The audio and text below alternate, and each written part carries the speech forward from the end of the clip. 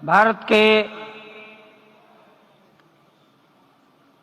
यशस्वी प्रधानमंत्री माननीय जय सियावर रामचंद्र की जय।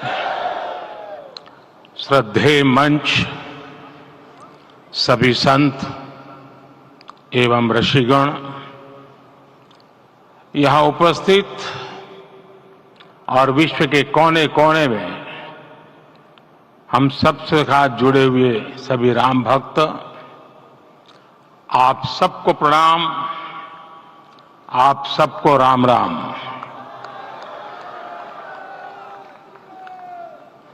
आज हमारे राम आ गए हैं।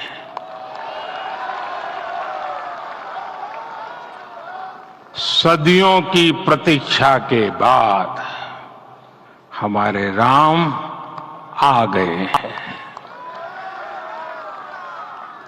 सदियों का अभूतपूर्व धैर्य, अनगिनत बलिदान, त्याग और तपस्या के बाद हमारे प्रभु राम आ गए हैं। इस शुभ घड़ी की आप सभी को, समस्त देशवासियों को बहुत बहुत बधाई। मैं अभी गर्भगृह में ईश्वरीय चेतना का साक्षी बनकर आपके सामने उपस्थित हुआ हूं। कितना कुछ कहने को है, लेकिन कंठ अवरुद्ध है। मेरा शरीर अभी भी स्पंदित है, चित्त अभी भी उस पल में लीन है।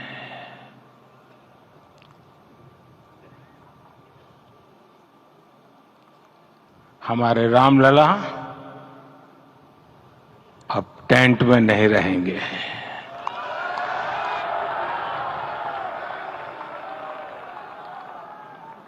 हमारे रामलला अभी दिव्य मंदिर में रहेंगे। मेरा पक्का विश्वास है, अपार श्रद्धा है कि जो घटित हुआ है, इसकी अनुभूति देश के, विश्व के कोने कोने में राम भक्तों को हो रही होगी। ये क्षण अलौकिक है, ये पल पवित्रतम है। ये माहौल, ये वातावरण, ये ऊर्जा, ये घड़ी प्रभु श्री राम का हम सब पर आशीर्वाद है। 22 जनवरी 2024 का ये सूरज एक अद्भुत आभा लेकर आया है। 22 जनवरी 2024 ये कैलेंडर पर लिखी एक तारीख नहीं, ये एक नए काल चक्र का उद्गम है।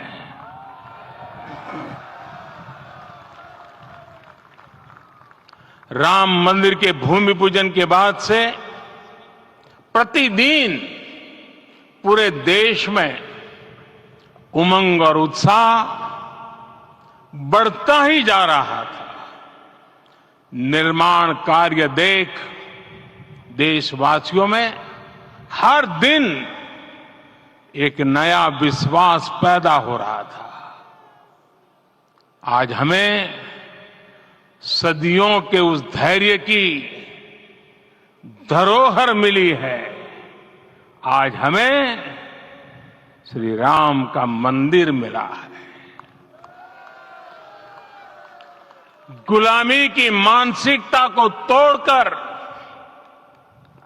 उठ खड़ा हो राष्ट्र अतीत के हर दंश से हौसला लेता हुआ राष्ट्र ऐसे ही नव इतिहास का सृजन करता है।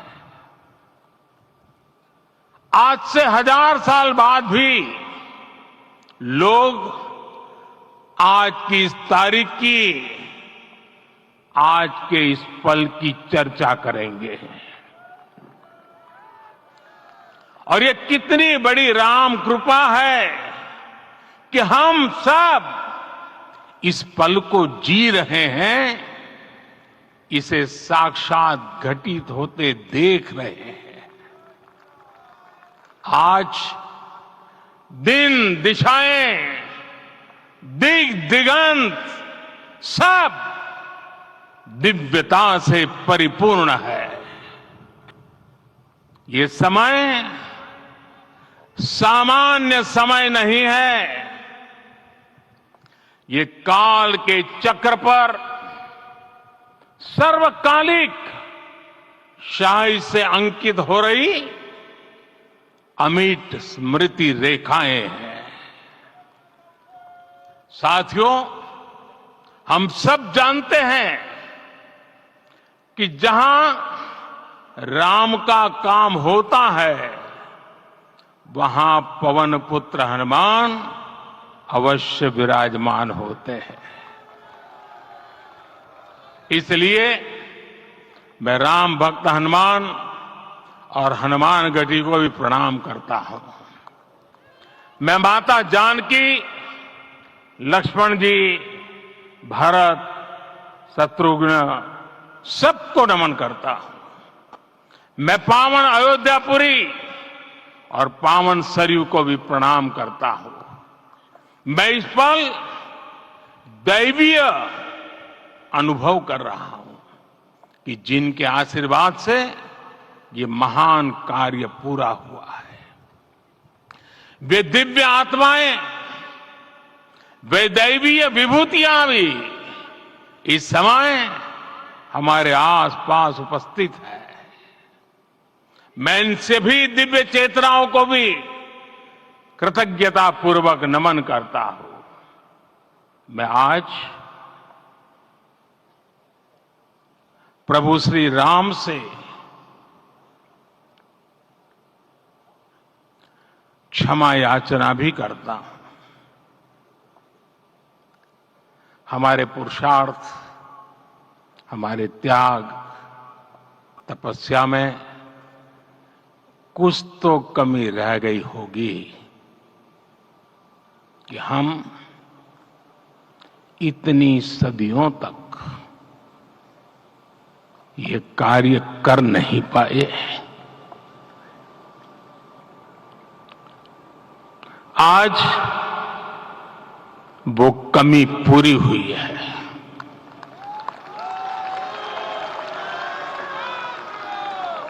मुझे विश्वास है प्रभु राम आज हमें अवश्य क्षमा करेंगे। मेरे प्यारे देशवासियों, त्रेता में राम आगमन पर पूज्य संत तुलसीदास जी ने लिखा है, प्रभु बिलो की हर से पुरबासी, जनित वियोग विपत्ति समनासी। अर्थात प्रभु का आगमन देकर ही सब अयोध्यावासी, समग्र देशवासी हर्ष से भर गए। लंबे वियोग से जो आपत्ति आई थी, उसका अंत हो गया। उस कालखंड में तो वो वियोग केवल 14 वर्षों का था। तब भी इतना असह्य था। इस युग में तो अयोध्या और देशवासियों ने सैकड़ों वर्षों का वियोग सहा है। हमारी कई पीढ़ियों ने वियोग सहा है। भारत के तो संविधान में उसकी पहली प्रति में भगवान राम विराजमान है। संविधान के अस्तित्व में आने के बाद भी दशकों तक प्रभु श्री राम के अस्तित्व को लेकर कानूनी लड़ाई चली। मैं आभार व्यक्त करूंगा भारत की न्यायपालिका का, जिसने न्याय की लाज रख ली।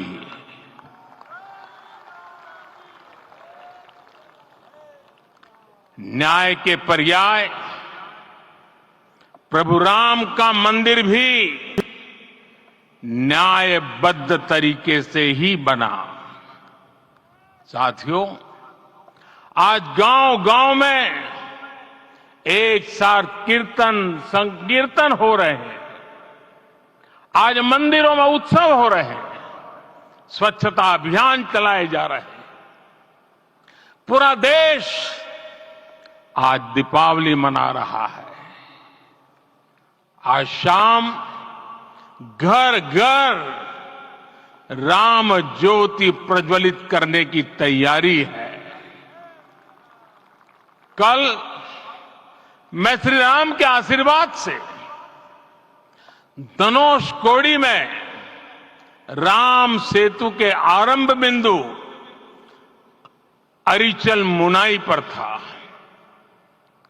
जिस घड़ी प्रभु राम समुद्र पार करने निकले थे, वो एक पल था जिसने काल चक्र को बदला था। उस भावमय पल को महसूस करने का मेरा ये विनम्र प्रयास था। वहां पर मैंने पुष्प वंदना की। वहां मेरे भीतर एक विश्वास जगा कि जैसे उस समय काल चक्र बदला था, उसी तरह अब काल चक्र फिर बदलेगा और शुभ दिशा में बढ़ेगा। अपने 11 दिन के व्रत अनुष्ठान के दौरान मैंने उन स्थानों का चरण स्पर्श करने का प्रयास किया जहां प्रभु राम के चरण पड़े थे। चाहे वो नासिक का पंचवटी धाम हो, केरला का पवित्र त्रिपायर मंदिर हो, आंध्र प्रदेश में लेपाक्षी हो, श्रीरंगम में रंगनाथ स्वामी मंदिर हो, रामेश्वरम में श्री रामनाथ स्वामी मंदिर हो, या फिर धनुषकोडी। मेरा सौभाग्य है कि इसी पुनीत पवित्र भाव के साथ मुझे सागर से सरयू तक की यात्रा का अवसर मिला। सागर से सरयू तक हर जगह राम नाम का वही उत्सव भाव छाया हुआ है। प्रभु राम तो भारत की आत्मा के कण कण से जुड़े हुए हैं। राम भारतवासियों के अंतर मन में विराजे हुए हैं। हम भारत में कहीं भी किसी की अंतरात्मा को छुएंगे तो इस एकत्व की अनुभूति होगी और यही भाव सब जगह मिलेगा। इससे उत्कृष्ट, इससे अधिक देश को समायोजित करने वाला सूत्र और क्या हो सकता है। मेरे प्यारे देशवासियों, मुझे देश के कोने कोने में अलग अलग भाषाओं में रामायण सुनने का अवसर मिला है, लेकिन विशेषकर पिछले 11 दिनों में रामायण अलग अलग भाषा में अलग राज्यों से मुझे विशेष रूप से सुनने का मौका मिला। राम को परिभाषित करते हुए ऋषियों ने कहा है, रमन्ते यस्मिन इति रामः, अर्थात जिसमें रम जाए वही राम है। राम लोक की स्मृतियों में, पर्वत से लेकर परंपराओं में सर्वत्र समाये हुए हैं। हर युग में लोगों ने राम को जिया है। हर युग में लोगों ने अपने अपने शब्दों में अपनी अपनी तरह से राम को अभिव्यक्त किया है। और ये राम रस जीवन प्रवाह की तरह निरंतर बहता रहता है। प्राचीन काल से भारत के हर कोने के लोग राम रस का आचमन करते रहे हैं। राम कथा असीम है और रामायण भी अनंत है। राम के आदर्श, राम के मूल्य, राम की शिक्षाएं सब जगह एक समान है। प्रिय देशवासियों, आज इस ऐतिहासिक समय में देश उन व्यक्तित्वों को भी याद कर रहा है जिनके कार्य और समर्पण की वजह से आज हम ये शुभ दिन देख रहे हैं। राम के इस काम में कितने ही लोगों ने त्याग और तपस्या की पराकाष्ठा करके दिखाई है। उन अनगिनत राम भक्तों के, उन अनगिनत कार सेवकों के और उन अनगिनत संत महात्माओं के हम सब ऋणी हैं।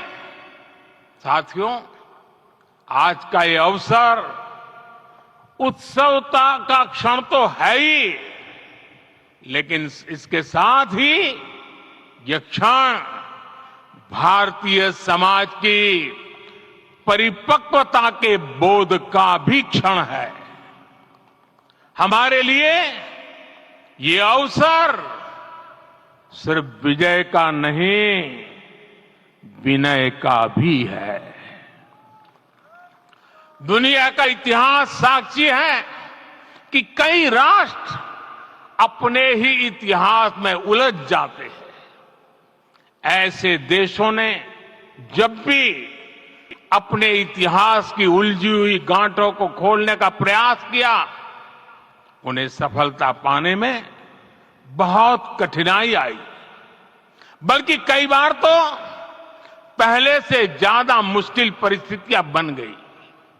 लेकिन हमारे देश ने इतिहास की इस गांठ को जिस गंभीरता और भावुकता के साथ खोला है, वो ये बताती है कि हमारा भविष्य हमारे अतीत से बहुत सुंदर होने जा रहा है। वो भी एक समय था जब कुछ लोग कहते थे कि राम मंदिर बना तो आग लग जाएगी। ऐसे लोग भारत के सामाजिक भाव की पवित्रता को नहीं जान पाए। रामलला के इस मंदिर का निर्माण भारतीय समाज के शांति, धैर्य, आपसी सद्भाव और समन्वय का भी प्रतीक है। हम देख रहे हैं ये निर्माण किसी आग को नहीं, बल्कि ऊर्जा को जन्म दे रहा है। राम मंदिर समाज के हर वर्ग को एक उज्जवल भविष्य के पथ पर बढ़ने की प्रेरणा लेकर आया है। मैं आज उन लोगों से आह्वान करूंगा, आइए आप महसूस कीजिए, अपनी सोच पर पुनर्विचार कीजिए। राम आग नहीं है, राम ऊर्जा है। राम विवाद नहीं, राम समाधान है। राम सिर्फ हमारे नहीं है, राम तो सबके हैं। राम वर्तमान नहीं, सिर्फ वर्तमान ही नहीं, राम अनंत काल है। साथियों, आज जिस तरह राम मंदिर प्राण प्रतिष्ठा के इस आयोजन से पूरा विश्व जुड़ा हुआ है, उसमें राम की सर्वव्यापकता के दर्शन हो रहे हैं। जैसा उत्सव भारत में है, वैसा ही अनेक देशों में है। आज अयोध्या का यह उत्सव रामायण की उन वैश्विक परंपराओं का भी उत्सव बना है। रामलला की ये प्रतिष्ठा वसुधैव कुटुंबकम के विचार की भी प्रतिष्ठा है। साथियों, आज अयोध्या में केवल श्री राम के विग्रह रूप की प्राण प्रतिष्ठा नहीं हुई है, ये श्री राम के रूप में साक्षात भारतीय संस्कृति के प्रति अटूट विश्वास की भी प्राण प्रतिष्ठा है। ये साक्षात मानवीय मूल्यों और सर्वोच्च आदर्शों की भी प्राण प्रतिष्ठा है। इन मूल्यों की, इन आदर्शों की आवश्यकता आज संपूर्ण विश्व को है। सर्वे भवन्तु सुखिनः, ये संकल्प हम सदियों से दोहराते आए हैं। आज उसी संकल्प को राम मंदिर के रूप में साक्षात आकार मिला है। ये मंदिर मात्र एक देव मंदिर नहीं है, ये भारत की दृष्टि का, भारत के दर्शन का, भारत के दिग्दर्शन का मंदिर है। ये राम के रूप में राष्ट्र चेतना का मंदिर है।